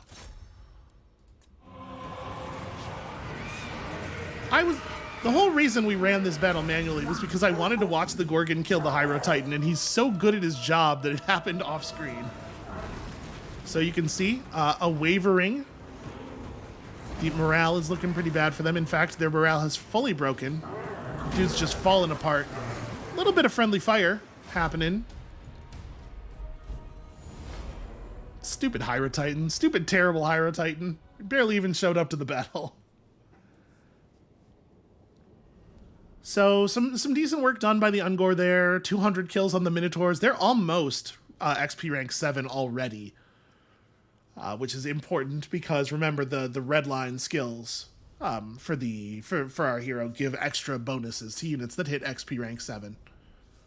It'll take a while for the Ungor. A lot of our Ungor will just never get there because they'll never kill enough. But our high offense units can rise pretty quickly.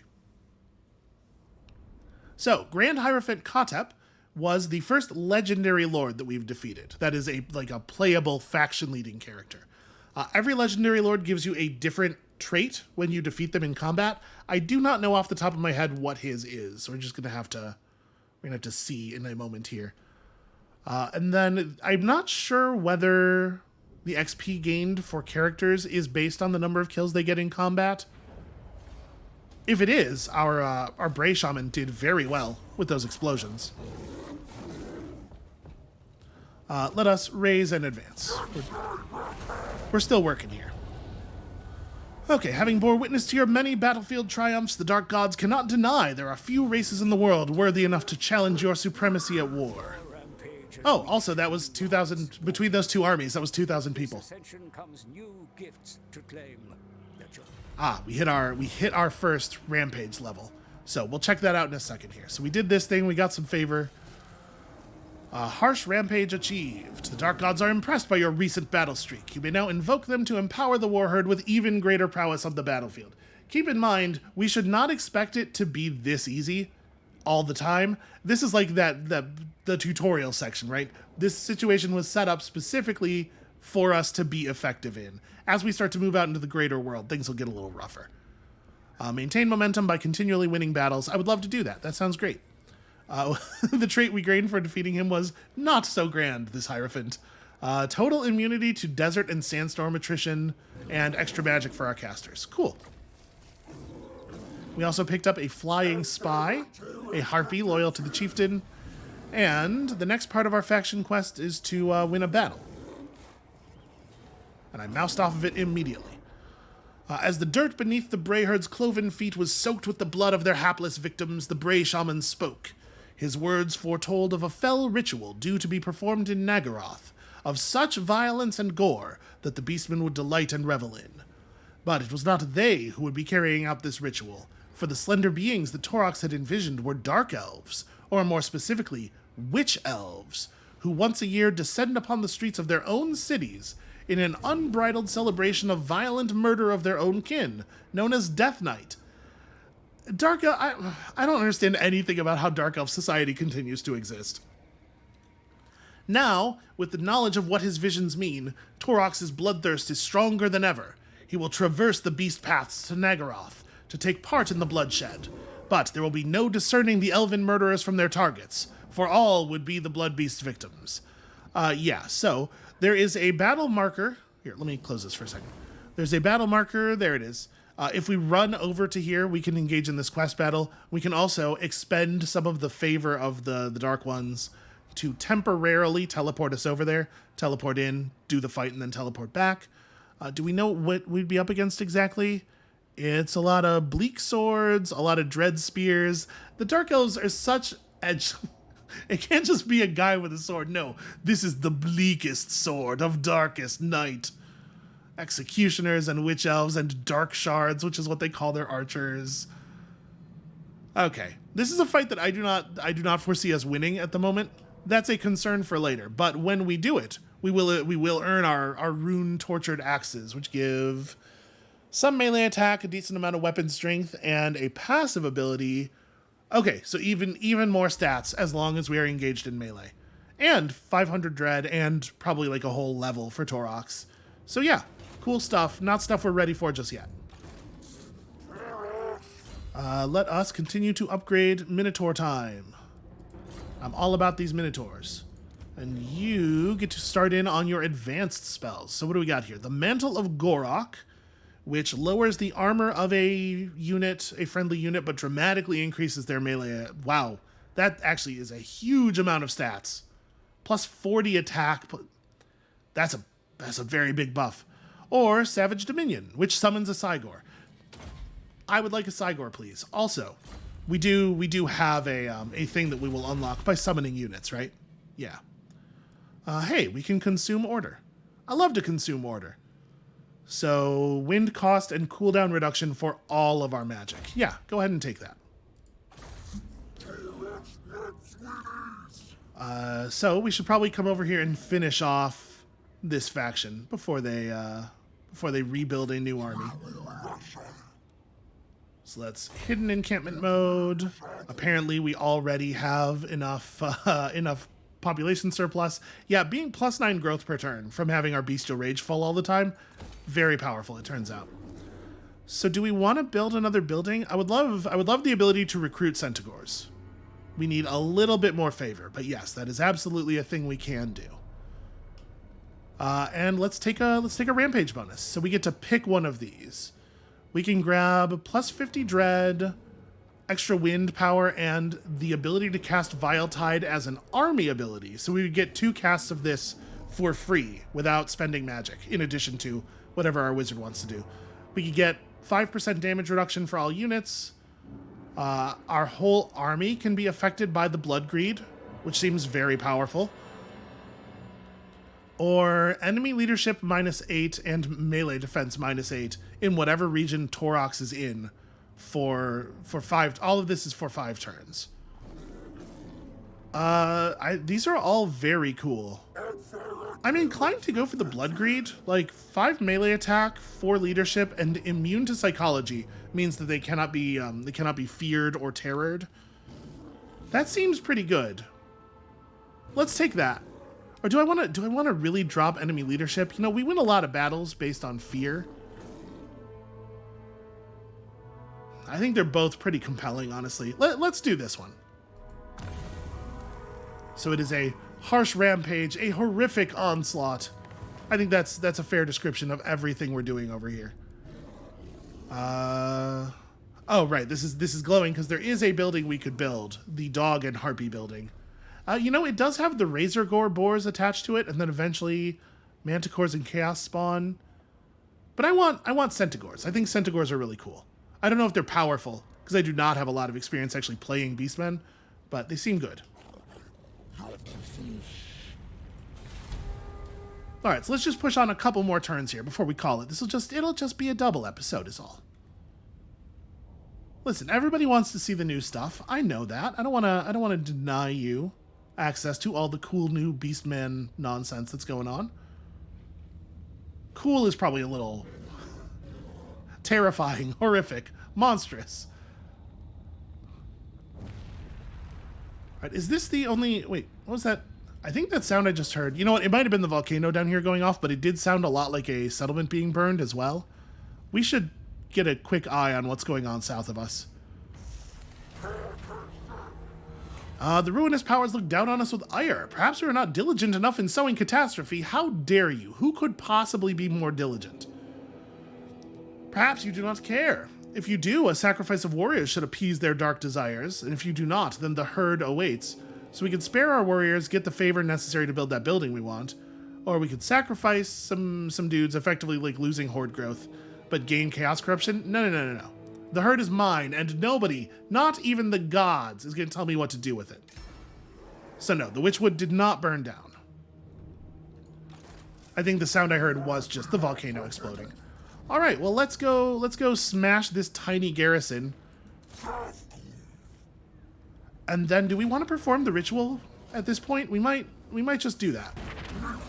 So obviously, trivial victory, raise and advance. I got places to be. We are very good at raising settlements. And yes, that did completely wipe out that faction. Hooray. Oh, I probably should have had my hero run over there and do something to them, just to get a successful hero action. You know what? It's probably best he didn't, because we should have him run over and start getting vision of the Dark Elves. We need to know what's going on with those elves. So let's just take a little bit of healing here.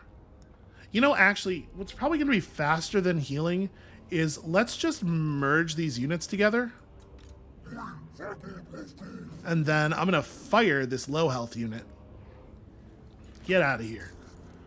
And we're just going to hire in 2 new units of Ungor. There we go. We'll be back at full health next turn. And then full speed running to Dark Elf Town.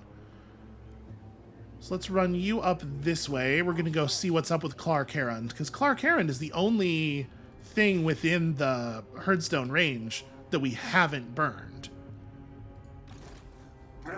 Now, like I said, it has walls and stuff. It might be tougher to destroy. Ooh, we could build the Minotaur building. What if I did that instead? I want Centaurs, but I also want Minotaurs. What thresholds do we have to hit to get Minotaur? Okay, it's going to be a while before we can unlock more Minotaur recruitment.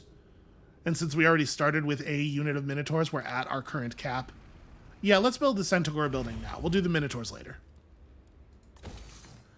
I want new unit types. Got lots of momentum, so we're still building. We're building toward that second level of Rampage really quickly. And then it said once we actually do the ritual, it will prevent people from resettling these ruins, right? I know I played a little bit with the Beastmen and the Chaos Warriors right at the release of the first game, and a big problem I often had was, are you declaring war on me? Okay. They have probably more than one army. I do not care about this. A big problem that those armies had was you would carve through a territory, you'd burn a couple of things down, and then the AI would just run in behind you and resettle everything. So it is difficult to keep places devastated and free of enemies. This will be very helpful. If I beast path, I can get much closer. So what do they got? What do they got over here at Clark Heron? Is there an army? There is an army. So they have an 8-unit garrison with walls and a real army that is really fortifying. We should probably pick up something. Is it movement speed for everybody in combat? So keep in mind, speed only refers to combat mode movement. Campaign movement rate is the... What do they call it exactly? Campaign movement range is the distance you move on the world map, which is the really important one. Yeah, let's just get more leadership boosts. We're going to be using a lot of bad units for quite some time. I would like them not to panic and run at the beginning of combat. Alright. This might be... It might be tricky to get Clark Herond. We might want to just hit our ritual. The ritual is locked. Wait, why is the ritual locked?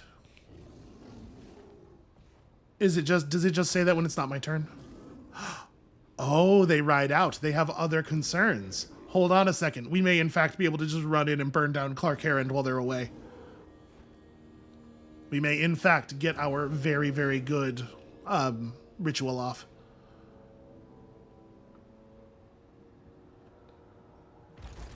Okay, yeah, it just says ritual is locked while it's not our turn. So 3 turns of this, huh? I think we probably want to take... I think we're only 2 turns of movement away. Like, we'll be able to attack next turn, even without a movement bonus. So let's take Beastly Inclination so that we are at maximum fighting.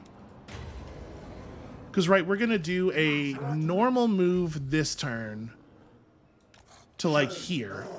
Go into encampment mode so that we can hire Centaurs now that we have the Centaur building. You are going to get... What is leveling up Savage Dominion again do? It reduces the cost. From 16 to 11. You know, actually, that's pretty significant. I'm going to take that. So, how many Centaurs am I allowed? I am allowed 1 of each type of Centaur. So let's boot 2 of these Spearman units who are bad. And then I might lose a unit of archers too. I don't want to drop our amount of standing infantry by too much, but we do have the Ungor with the shields, because we could get a unit of Tuskgore chariots here as well. Or I could just fire the harpies, because gosh, harpies are bad. So are the dogs. I don't know. It's probably the harpies. I guess between the harpies and the dogs, it's probably the dogs. We will just replace them with a unit of Tuskgore chariots. Okay, that'll be fun, and we should be able to move on Clark Herond next turn. You can gain a point of effectiveness at, specialist, just things in general. And then, what are your odds of killing this guy? Not that good. Your odds of damaging the garrison? Thumbs up, better. But I want to move past the settlement first. Let's just get a little bit of vision out here. Okay, so those guys didn't go very far. Oh. Can't you do anything right? This Gorbel is useless. Alright, so we're bleeding off fightiness pretty fast. We'll get there. We'll get there. If Alyssa does not turn around and ride back into Clark Herond, we are just going to burn it to the ground, and then we're going to hit our ritual. I wonder what's going on north of them. Maybe the orcs are massing up here, because like, we did leave that orc faction alive. Okay, they did not return. Clark Herond is mine. That was some very good luck. Do I want to have my Gorbel attack the garrison before we burn it, just to get some XP? And maybe a successful hero action? I'd rather do something to that other army, but if they're not necessarily visible this turn, let's just try this again. Hooray! We did it. 1 action, 1 level, more percentage, more updates on assassinate. I would love to successfully assassinate. Oh no, can we not hit it this turn? We're not quite going to get it. Okay, well, phooey. Here, we'll just run up to here, and we could raid them, but I don't want the army to come back. So I think we're going to do this instead. So this will lose 2 Bestial Rage. This would actually gain us Bestial Rage. Yeah, you know what? I don't want them to know we're coming, because I do not want them to turn around. Oh. I ain't doing that. We do have Revenge Orcs. Them resettling Shroktek Mount has not taken away the devastation.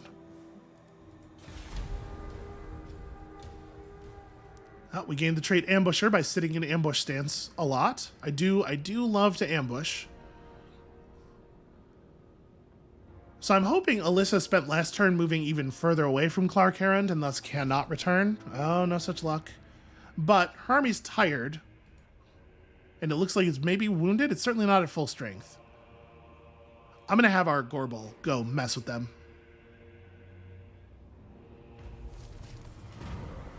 Nope, stuff is happening. Always with the events popping up over top of the other events. In the herd, strength is the only qualifier. A foolish but admirable beast challenged you for control of the herd and lost, as they do. He is at your mercy now. Do you wish to remove this weak one's horns and in doing so remove the threat, or kill him to prove a point? So if I remove his horns, we'll get leadership. Everybody knows that that's terrifying. Or we just kill him for some rage. I guess leadership +5? Yeah, I don't know. That doesn't seem like a big deal either way. So we can attempt to assassinate a hero right out of their army, but I would rather just deal damage to those units. Man. Ak, you are on my last nerve. I'm going to remove your horns in a second here. All right, let us burn down the city very quickly. Quickly and easily. Took a little bit more damage there than I might have if I had resolved that manually, I guess. The Druki will rise again. Ah, and we've leveled up enough to have access to regiments of renown. We'll deal with that in a second here. So we can now grab Call of Violence.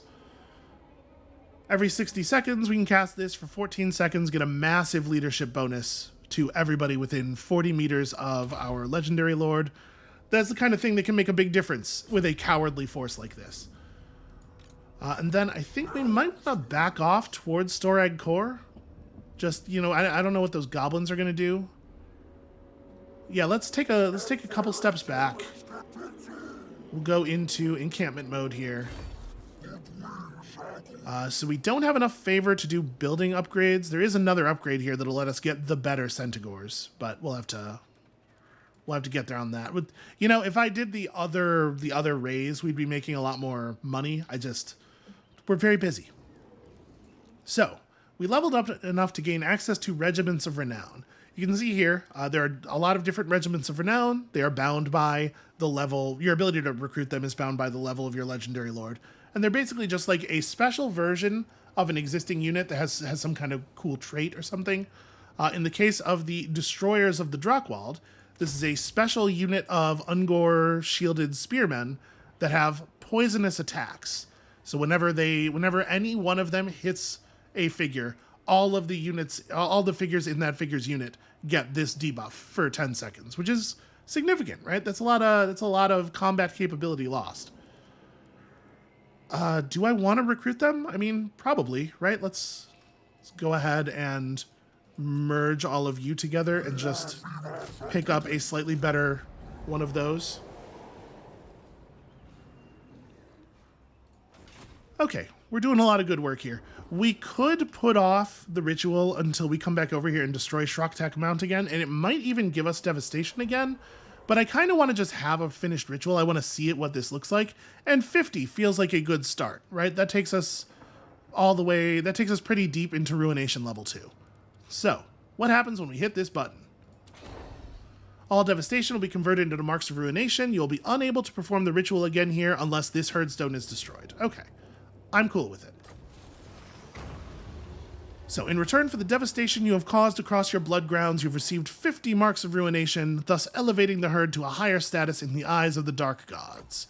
And that has given us the ability to buy upgrades to our number of some of these unit types. 60 will get us giants and chaos spawn, but what we're really looking for is 100. We need to get to minotaurs. Also, I'm real curious what a Jabberslythe does. I know what they look like, but I'm very curious what that thing actually is. We're also building up Dread. We almost have enough Dread to hire on a new Legendary Lord, and we do have +1 army capacity now, right? Yeah, hitting level 2 did give us the ability to have a second army. So I think what we're saving Dread for is probably another Legendary Lord to run a second army. Once we have 2 forces, that's going to expand our available tactics pool by quite a bit. So I think what we're going to do here is we're going to go ahead and run the end of the turn sequence one more time. In theory, the Dark Elves do not know that this army is here. We are invisible to them. even if they did know, I don't know that they could take us. But if they decide to come down and resettle, okay, that's the smarter move. Back off. If they had decided, because it looked like the threat was gone, to come down and resettle Clark Herond, obviously we would have devoured them. But now that the ritual's done, we have our Herdstone shard back, right? So what we want to do is just find a new place to plant that. We want to find a new location that has a lot of stuff around it that we can fight and just kind of start that process over, right? Although you have scored a victory most vicious, enemy reinforcements are on their way and will doubtless overrun this position. There is precious little time.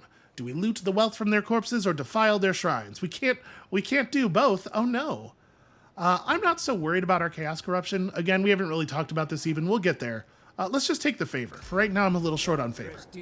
Oh, also, stuff. News of your conquests spreads far and wide. So, perform the Ritual of Ruin at a Herdstone settlement. That's moved our chapter ahead. We didn't even talk about chapter bonuses. The Herdstones are the most sacred dark places of the Beastmen, dire and forbidding monoliths of meteoric rock piled around with the bones of the enemy. Here, the Beastmen enact their twisted rituals. Yeah, we get it. We're gross.